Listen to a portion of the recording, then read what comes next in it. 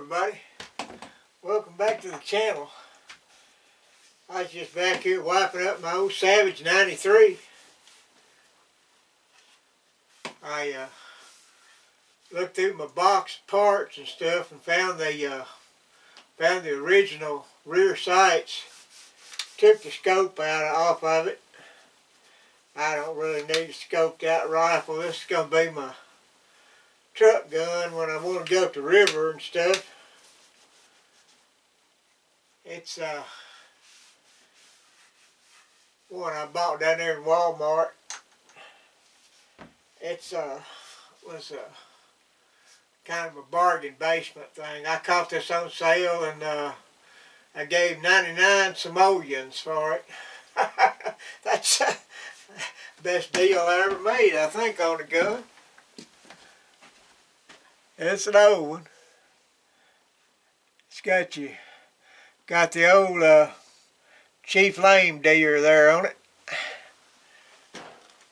It is unloaded, by the way, and it's chambered in 44. It's chambered in 22 Magnum. I got Magnum on my mind.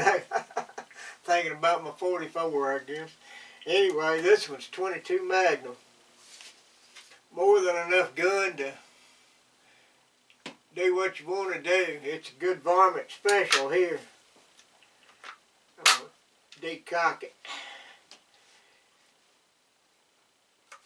I know most of you probably already know this, but for the younger people that may be tuning in that don't know it, you don't want to leave your bolt actions. When you do that, when you bring that bolt back, it cocks that.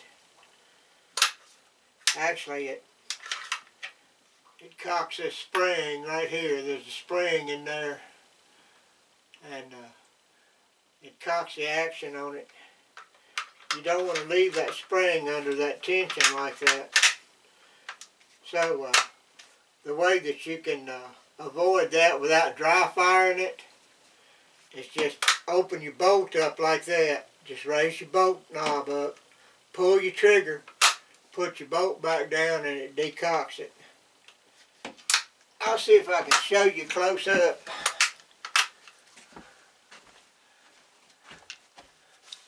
Watch this cocking indicator right back here when I cock it. See how the cocking indicator's sticking out there? That means it's cocked. Okay, you take and you raise your bolt handle up, pull your trigger. Then when you put your bolt handle back down, it decocks it. I hope you guys saw that. That's just for some of you younger folks out there that may not know that little trick.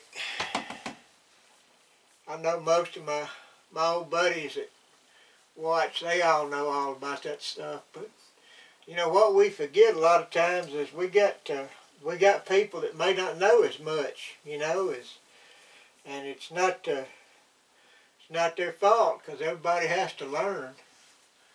I know there was a time in my life when I didn't know that much about these things.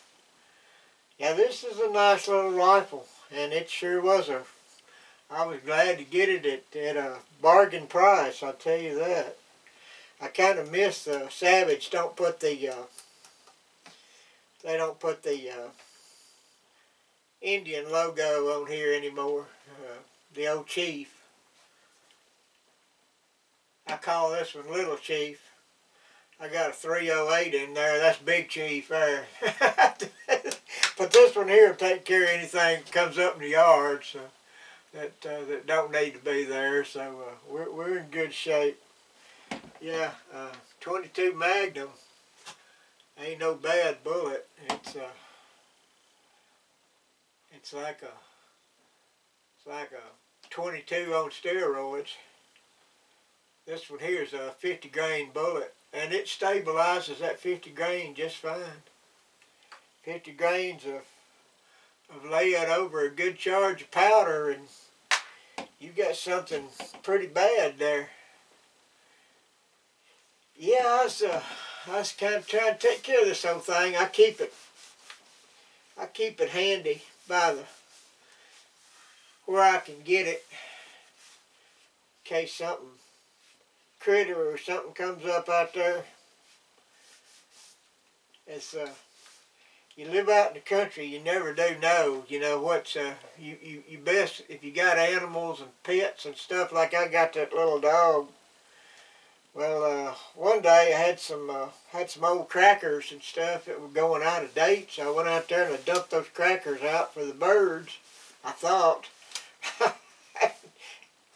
It was late in the afternoon, and we went on to bed, and got up the next morning and I let my little old dog out. Well, I went to let my little old dog out, and I just so happened I just looked out there that morning. Usually I don't even look, but that morning for some reason I just looked, and there was a fox out there eating those crackers. And that would have been a bad thing because my little old dog, he don't know he's little, and he would have probably tried to jump on that thing, and that wouldn't have worked out too good for him. Yeah, that fox would have killed my buddy.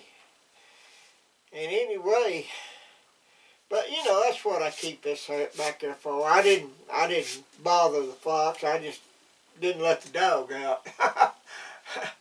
Yeah, I try not to harm animals if at all possible.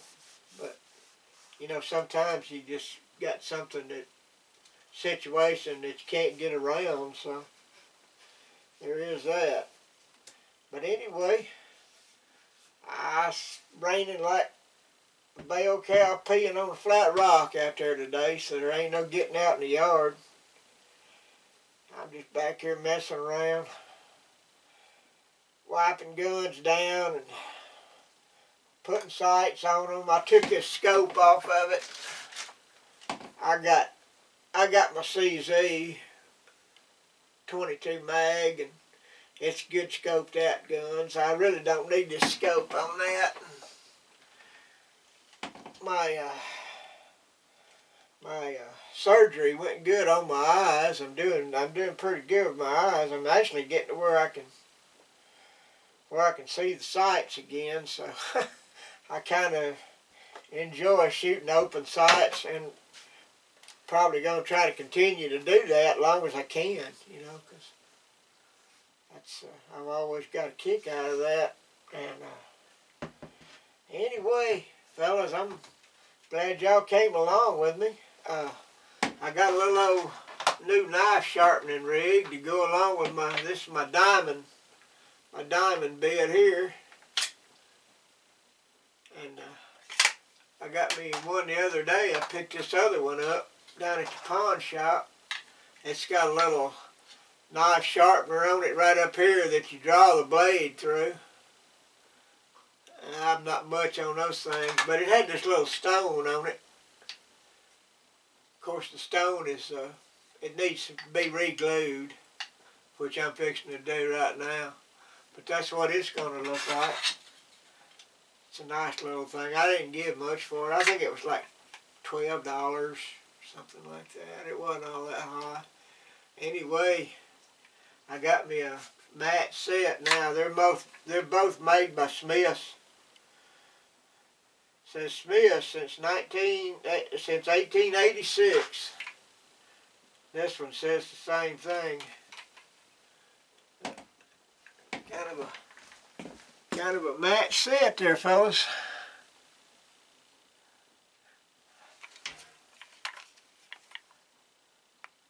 I'll get it all fixed up and be ready to go. I appreciate y'all watching. I don't want to keep you too long. Y'all have a good day. Stay tuned for the next video. Catch you later. Bye.